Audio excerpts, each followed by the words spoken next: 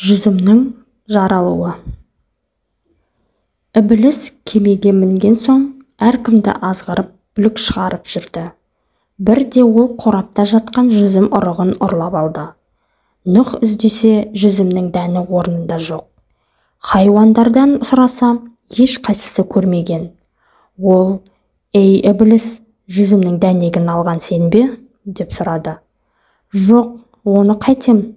Жүзімді торғай жеп отырған», деп өтірікті соғып жіберді. Барлық хайуан торғайға жабылды. Бейшара торғай шыр-шыр етіп, жаны қалмай ақталды. Оны ешкім тыңдамады. Торғайдай жаны қалмай шырылдады деген сөз содан қалыпты. Нақақтан нақақ жалалы болғанына ызаланған торғай булығып жылап жіберді. Нұх оған сенді, у-шу басылды. Көз жасын көрген соң жануарлар да райынан қайтты. Нұх Ібіліске: «Ей малғұн, бір бәле келсе сенен кияна келеді. Дәнекті қайтар, әйтпесе жағдайың қиын болады», деді. Ібіліс: «Берем, бірақ шартым бар». «Айт шартыңды». «Ертең жүзім қайта егілгенде маған 3 рет суаруға рұқсат ет. Жоқ десең, жұтып қоямын», деп қорқытты. «Рұқсат», деді Нұх. Ібіліс ұрықты қайтарды. Су басылып, жер құрғап, жүзім егілетін күн туды. Нұх Ібілістің алдын орап, жүзімді пейіштегі Рәнжбәбіл және Сәнсәбіл өзендерінің суымен 2 рет суарды. Кезек Ібіліске тигенде, ол бірінші түлкінің кіші дәретіне, екіншіде иттің, үшіншіде шошқаның дәретіне өзінің дәретін қосып 3 рет суарды. Нұх бірінші Сәнсәбіл бұлағымен суарғасын жүзімге дәмді шырым бітті. Рәнжбәбіл бұлағымен суарғасын кепкен кезде мейізге айналды. Ібілістің қолы тигесін жүзім жемісі сәл ашыса мас қылатын шарапқа өзгерді. Шарапты ішкен кісі түлкіге ұқсап жәдігөленеді екен. Көп ішсе итке ұқсап ырылдасып шайқаса бастайды.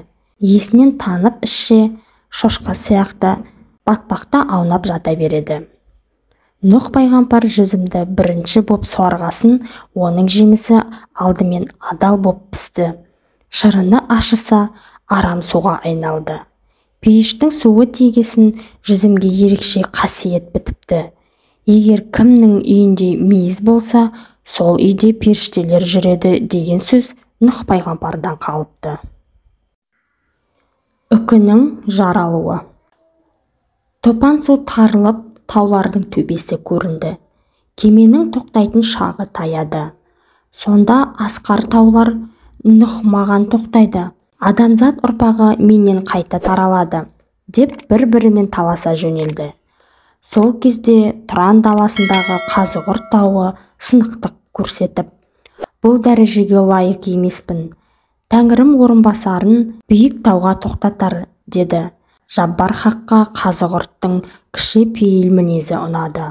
Сосын пайғамбарына бұйырып: «Ей Нұх, кемені Қазығұртқа қондыр, тіршілік сол жерден басталсын», деді. Нұх Қазығұрт тауы қайда деп сұрады. Тәңірсі сонда үкі деген құсты жаратты да: «Мына үкіні қасыңа ал, оның көзі өткір, түнде көреді. Қазығұртқа баратын жолды сол біледі», деді.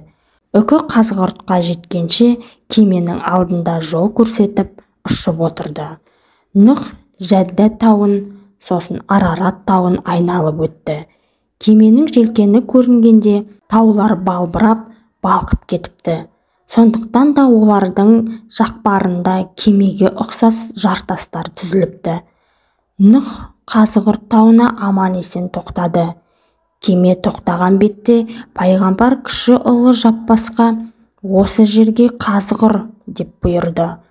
Сосын үкіге риза болып: «Орман тоғайдың иесі бол, шаңырағыңның киесі бол», деп бата берді.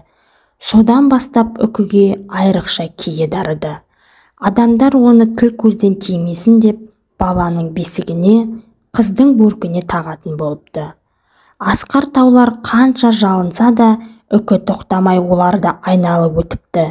сонда таулар үкіні қарғап, көзің көр болып көрмей қалсын, депті. Үкі содан бастап көзі күндіз көрмейтін соқыр болып қалыпты.